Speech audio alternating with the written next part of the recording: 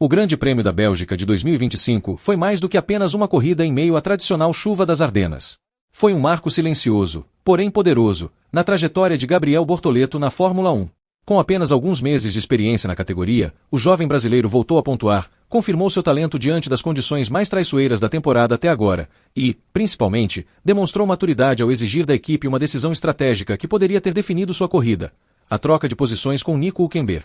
A atitude ousada e direta, transmitida pelo rádio em meio a uma prova caótica, escancarou não apenas a sede de performance de Bortoleto, mas também seu status crescente dentro da estrutura da Keke Sauber.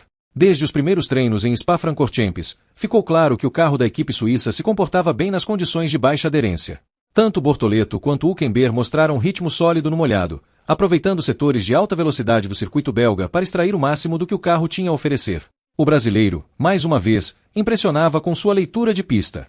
Durante o Q1 e o Q2, foi preciso, rápido e consistente, garantindo um lugar no Q3 pela segunda vez na temporada, algo que poucos esperavam em um grid tão competitivo. A classificação de Bortoleto foi marcada por um desempenho controlado, sem exageros, que o colocou em *décimo lugar no grid de largada. Para um piloto em seu ano de estreia, em uma equipe ainda em reconstrução, era um feito importante. A chuva, que ameaçava cair com mais intensidade no domingo, traria uma oportunidade. Se ele conseguisse manter o carro na pista e tomar boas decisões estratégicas, poderia converter aquela boa posição em pontos valiosos. E o domingo não decepcionou. A corrida começou sob forte chuva, com a direção de prova optando por algumas voltas atrás do safety car antes de liberar a bandeira verde. Desde o início, a corrida se desenhou como um teste de paciência e inteligência estratégica. Era o tipo de prova em que mais se perdia do que se ganhava. Quem errasse, ficaria para trás. E foi nesse cenário que Gabriel Bortoleto começou a escrever mais um capítulo de sua jornada na F1. Nas voltas iniciais, o brasileiro mostrou calma. Em meio à aquaplanagem, spray e visibilidade reduzida, manteve-se firme no top 10, sem forçar demais, mas também sem perder espaço para os concorrentes. Enquanto muitos pilotos buscavam o limite logo de cara, ele optava por uma abordagem mais conservadora, aquecendo pneus, avaliando a pista e esperando o momento certo para atacar. Nico Hülkenberg, seu companheiro de equipe e veterano da Fórmula 1, estava logo à sua frente. A Keke Sauber, nesse momento, operava com seus 2 carros entre os 12 primeiros, um feito importante para uma equipe que até pouco tempo atrás brigava para sair do fundo do grid. Mas foi entre as voltas 18 e 24 que a situação dentro da equipe começou a se tensionar. Bortoleto claramente tinha mais ritmo do que Hülkenberg. Em várias passagens pelos setores intermediários, cravava tempos melhores. Chegava com facilidade na traseira do carro do alemão, mas não podia ultrapassá-lo por conta da turbulência e do risco nas condições de pista ainda molhada. Enquanto isso, Liam Lawson, que havia feito um pit stop estratégico no momento certo, começava a se aproximar por trás, ameaçando ambos os pilotos da Sauber. Foi então que o tom de Bortoleto mudou. Através do rádio, comunicou com clareza sua frustração à equipe. *Tell Nico to let me through. I'm faster, he's holding me up. A frase, dita de forma calma, porém firme, marcou um ponto de inflexão na postura do brasileiro. Era a primeira vez na temporada que ele exigia algo da equipe com essa autoridade. Não foi um pedido educado, nem uma sugestão tímida. Foi uma ordem direta. Bortoleto queria passar. Sabia que, se continuasse preso atrás de Hülkenberg, perderia tempo e, possivelmente, a chance de pontuar. A equipe hesitou. Do pit wall, as mensagens entre engenheiros refletiam a dificuldade da decisão. De um lado, Hülkenberg era o piloto experiente, contratado para guiar o desenvolvimento do carro. Do outro, Bortoleto era o talento emergente, que já mostrava ter uma leitura de corrida superior em dias como aquele.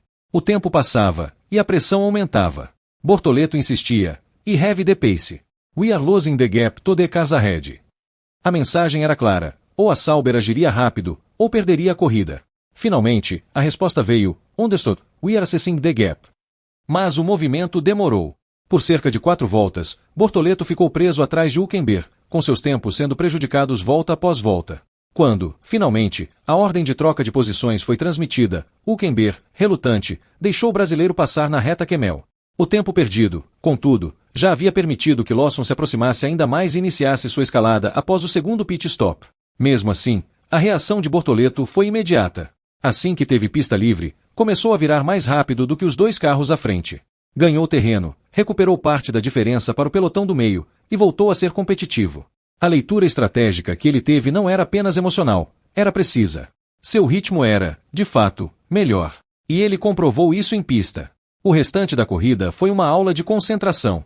As condições começaram a melhorar, a pista secou parcialmente, e as equipes passaram para pneus intermediários e depois slicks. Bortoleto acompanhou o timing correto, não cometeu erros, e se manteve à frente de seu companheiro de equipe até o fim. Mesmo com a pressão de pilotos mais experientes ao redor, cruzou a linha de chegada em * 9 graus lugar *, somando * 2 pontos * para Keke Sauber e confirmando seu segundo top 10 na temporada. O primeiro havia sido no GP do Canadá. Mais do que os pontos, porém, o que ficou marcado foi sua atitude. O momento em que pediu, e praticamente exigiu, que a equipe invertesse as posições dentro da pista, mostrou um piloto com personalidade. Um piloto que sabe o que quer. Um piloto que, mesmo em seu ano de estreia, não está disposto a ser coadjuvante dentro da própria equipe. Foi uma mensagem não apenas para o time, mas para o grid inteiro. Bortoleto está aqui para liderar. A reação da imprensa foi imediata. Muitos analistas destacaram a maturidade do brasileiro, a coragem de desafiar a hierarquia interna da Sauber, e a frieza para converter uma situação tensa em resultado.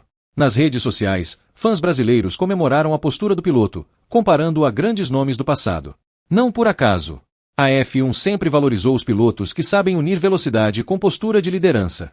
E Bortoleto deu o primeiro grande passo nesse sentido em Spa. Dentro da Keke Sauber, o clima mudou após a corrida. Se antes havia dúvidas sobre quem seria o piloto número 1 para os próximos anos, agora a situação começa a se definir. Hülkenberg é experiente, mas claramente está em fim de ciclo. Bortoleto, por outro lado, representa o futuro, e talvez até mais do que isso, o presente. Sua postura no rádio, aliada à performance em pista, conquistou o respeito dos engenheiros, dos chefes de equipe e, principalmente, dos torcedores. Spa pode ter sido apenas mais uma corrida em uma temporada longa. Mas para Gabriel Bortoleto, foi muito mais do que isso. Foi o dia em que ele deixou de ser apenas uma promessa. Foi o dia em que ele mostrou que pode, sim, liderar uma equipe de Fórmula 1. E, quem sabe, construir uma carreira digna dos grandes nomes que já passaram pelas pistas da categoria máxima do automobilismo mundial.